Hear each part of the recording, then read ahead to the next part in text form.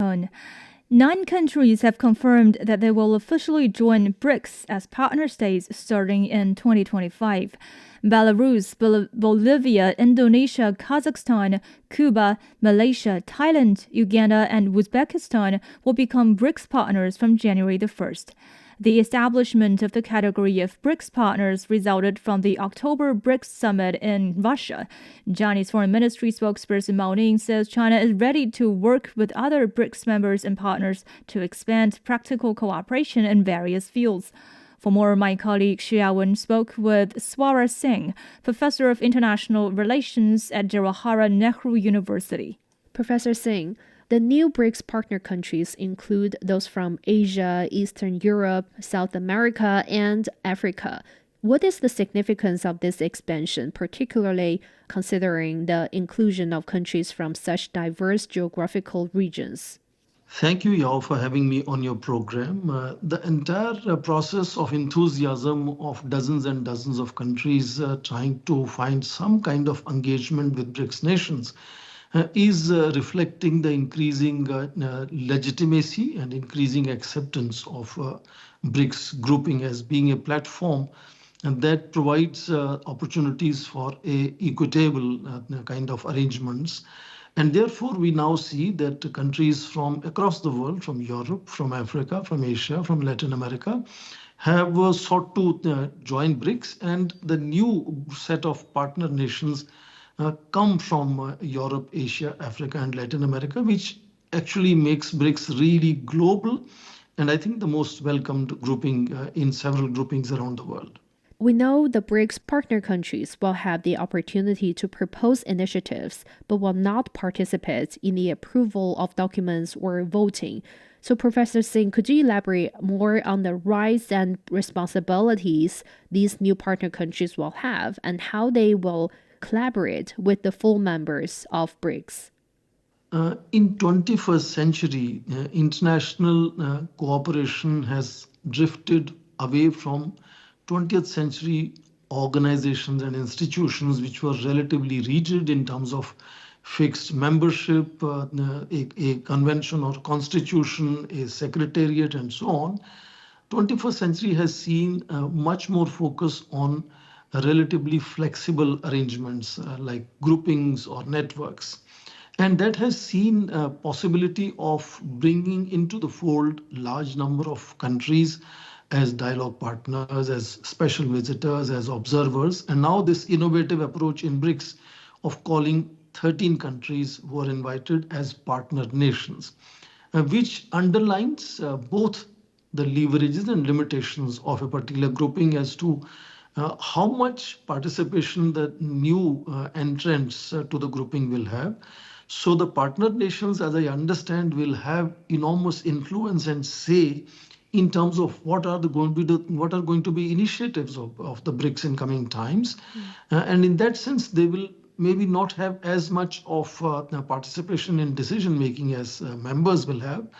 But that is perfectly normal with large number of new groupings which do adopt such innovative methods to respond to the enormous expectations of countries that want to work with BRICS nations. And therefore, I think it's a good arrangement where large number of countries, 13 in this case, are accommodated as partner nations and will have their own levels of participation, cooperation, and influence in how BRICS works in coming years and decades. Chinese Foreign Ministry spokesperson Mao Ning said that China is ready to work with other BRICS members and partners to expand practical cooperation in various fields.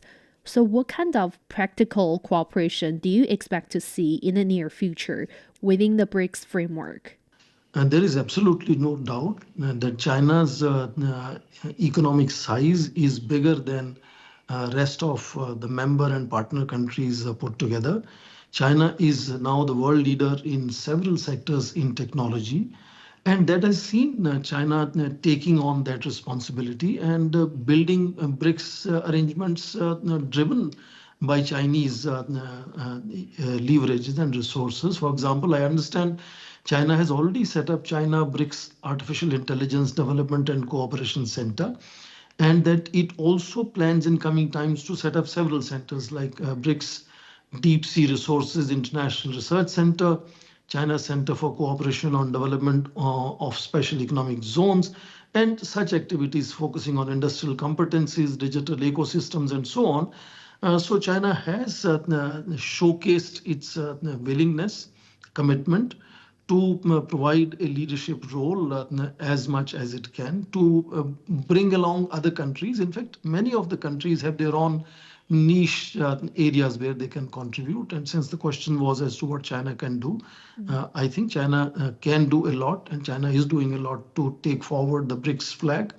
And that partly flows from the fact that China today is almost equal to United States in terms of its technological advancement, and nearly there in terms of its size of economy. In fact, if we look at a comparison of United States and China in purchasing power parity terms, I think China's economy becomes $4 trillion bigger than United States. So in that sense, there are expectations from China, and it is noticed that China is doing a great deal to take BRICS forward. Another thing is that, Professor Singh, the new BRICS partner countries come from regions with varying economic and political backgrounds. So how can BRICS navigate potential differences in priorities between these diverse partners and its existing members? This is a natural progression that happens whenever any grouping or organization or network expands in numbers. And new members bring in their own strengths, but also bring in their own priorities. And we understand that out of the 13 partner nations invited to join BRICS from 1st of January 2025, 9 have already agreed and formally accepted to become the member. These are Belarus, Bolivia, Indonesia, Kazakhstan, Cuba, Malaysia, Thailand, Uganda, and Uzbekistan.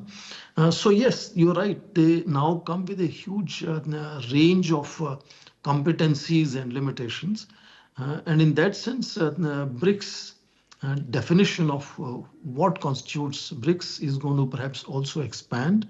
Originally, the idea of sort of was that only emerging economies would be participating in BRICS, which expanded to bringing of South Africa, saying that that was a gateway to Africa and that was a hub for regional economic transformation.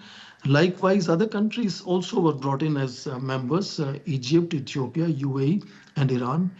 So I think that has gradually expanded, and the very understanding of what BRICS stands for is going to be really getting broad-based over a period of time. And that also underlines the focus on inclusivity and equity, which is what BRICS is trying to stand for.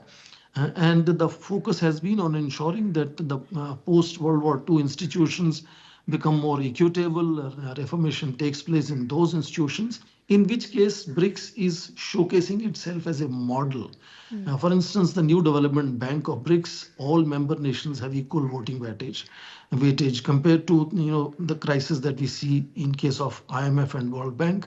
The disjunction between the size of economies and the voting weightage they have is becoming so much a glaring disjunction. And BRICS is trying to create an example as far as possible to ensure a more inclusive and equitable arrangements are built. And that is where this whole spectrum, the whole range of countries that are joining will definitely bring in their own priorities, which have to be blended, and the consensus will have to be built just like BRICS has done it so far. That is Swara Singh, Professor of International Relations at Jawaharlal Nehru University, speaking with our reporter Xu Yawen. This is World Today. Stay with us.